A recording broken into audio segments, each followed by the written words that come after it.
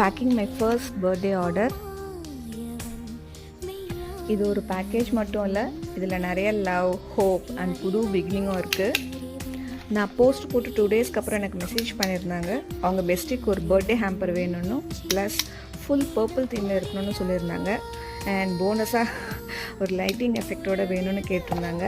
And Deri milk சில்க்கும் வேணும்னு கேட்டிருந்தாங்க.